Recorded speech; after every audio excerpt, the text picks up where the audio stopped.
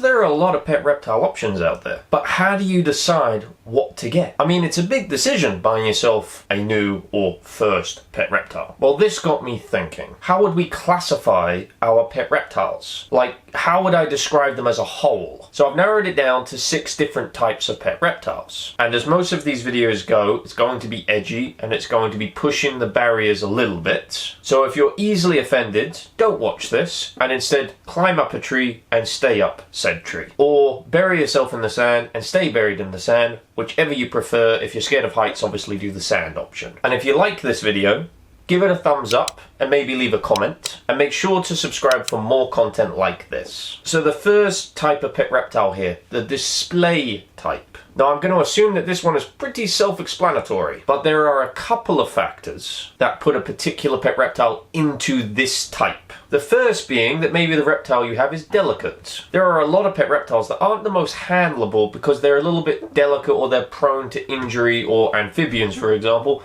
prone to absorbing stuff that you've touched. Or maybe they're just prone to stressing out, henceforth handling them just makes it worse, like chameleons. So I guess any reptile that is classified as physically or emotionally delicate would probably fit into this category of the display type. So for example, this isn't the greatest of examples because it's not actually a reptile I'm going to be using, but bear with me for a sec. So tarantulas, for example, most of them are not going to survive without injury a tumble from you standing holding them to the floor.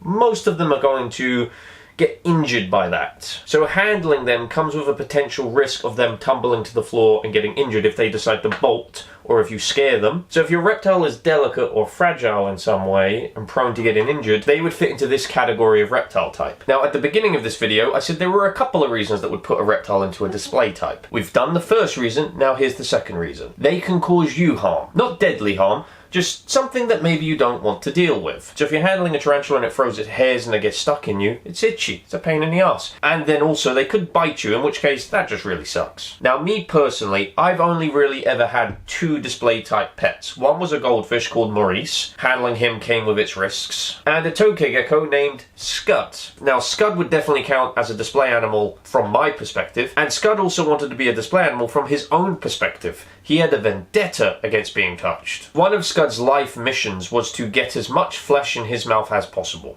and not the good kind. So handling a display type pet comes with inherent risks, whether the risk is directed towards you or the risk is directed towards the lizard, tarantula, and we even spoke about goldfish in this section, but directed towards the pet. Like when it comes to the tokay gecko, that comes with some enormous risks, guys. You may lose a finger, or 2, or 3, or let's say you're handling something like a chameleon. You may handle that thing into a point of depression, in which case you're going to have to send it to therapy, which you're paying for, by the way, and therapy's not cheap.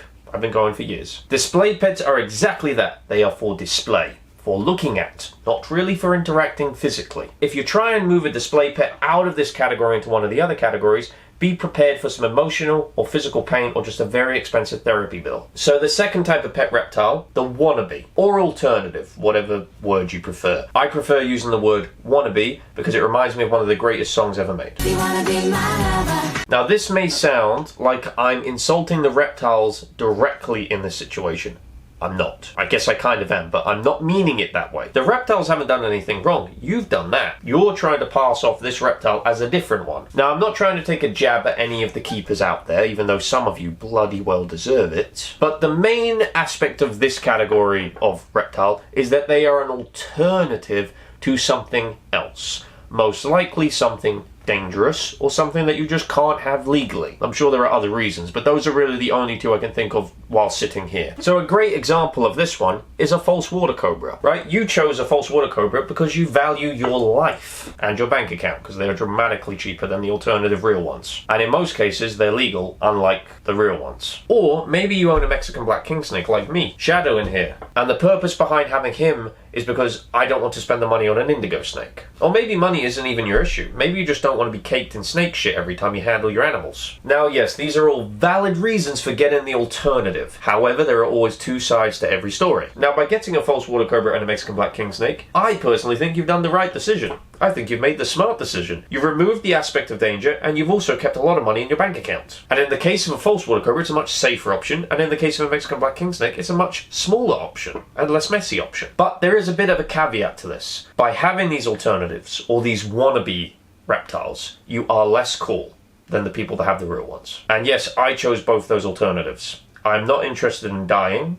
I'm not interested in getting caked in shit on a regular basis. And I'm not interested in going broke anytime soon. I've just realised that I'm on quite a noisy chair, so I've got to try and stay still. Camera's on now, so I can't do anything about it. The third type of reptile here, the Cuddle Type. Now, I know reptiles aren't really the most cuddly of creatures. They're kind of scaly and sharp in most cases. Unlike dogs, which all pretty much fall into the Cuddle Type, like, dogs are just so good. Better than people. Definitely better than people. Like, they don't talk back. Well, I guess some huskies do, but most of them don't talk back in like an argumentative way. They love you regardless of how you look or how much money you have, which is more than most people on dating websites ever will. They're just non-judgmental, loving creatures. Except for chihuahuas, they can honestly just do one. This is a reptile channel. Back to the reptiles.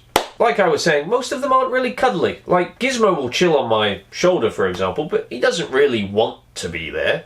He tolerates it, but if I gave him the option of being in his enclosure on a branch or being on my shoulder, he'd much rather be in the enclosure than be anywhere near me. But let's say you've got something a little bit more calm and chill-natured, because frilled lizards are a little bit high-strung and high-maintenance. Let's say you've got a tegu, or maybe a Burmese python. Those reptiles you can kind of cuddle with, and kind of just hang out with. Now, I am saying this as someone who's owned neither one of those reptiles, so I have very little evidence or experience to pull from to explain this. I mean, this is a video on YouTube, right? So it must be factual and true. Just like all those flat earth videos I've been watching recently. I did not realise that humans can be that fucking stupid, thinking the world's round. Twats. I mean, it's obviously a cube. Now, I'll be honest, this category of reptile is a little bit questionable, because you could get yourself a tegu, and, you know, maybe it's a really tame one and you can cuddle it, but just get a dog. They're just better than cuddling a tegu, I imagine. I don't have a tegu to test that theory. I guess the main purpose for a cuddle reptile is if you're allergic to dogs, and you don't have the option to have a dog. Obviously, you're not going to get a cat because cats suck. So it's just nice that the people out there that have lacked love and attention all their life have at least something if they are allergic to dogs. The fourth type of pet reptile, the entertainment type. Now, this one may confuse you, so let me explain. I'm going to put up the bumper line so it's kind of easier to keep track of where you got to go. Now, as most of these videos go,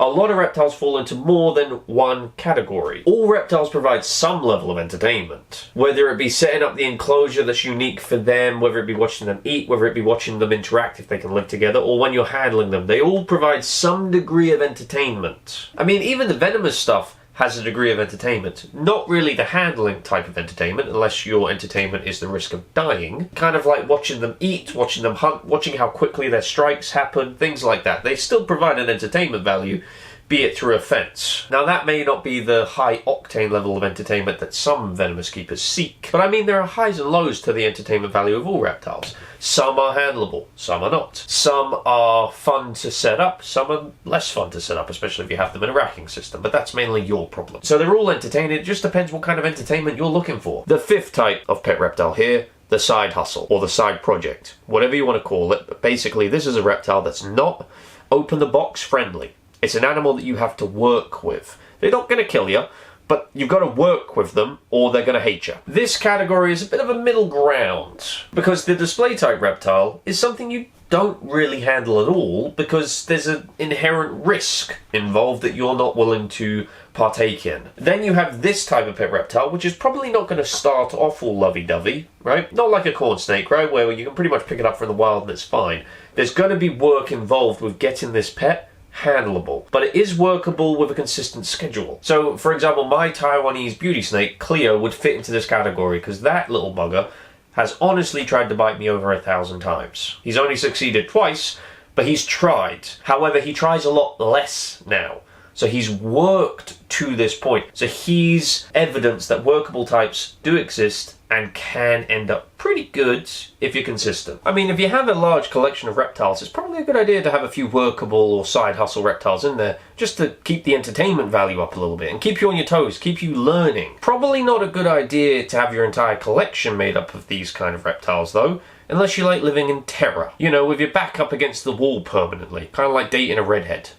So now we have the last type of pet reptile here, number 6, the danger type. Now let's be honest, this is the easiest type to categorize. This is a reptile that, if handled, will most likely pose a deadly risk. Not saying it's going to happen, but the risk is there. If I was to leave this video right here and not go into any more depth into this particular one, you would know exactly what I was thinking. This type of reptile does not really require any explanation or shitty jokes to keep your interest. But okay, they're not always venomous animals. They might just be giant fucking animals like a bear or a crocodile. Something that, you shouldn't probably own and be handling on a regular basis. There is a bit of a risk there. If you keep these animals and you keep them incorrectly, at that point I don't really know if they're classified as pets. They're more suicide notes. So there we have it, the 6 types of pet reptile out there. Can you think of any more? Let me know in the comments below.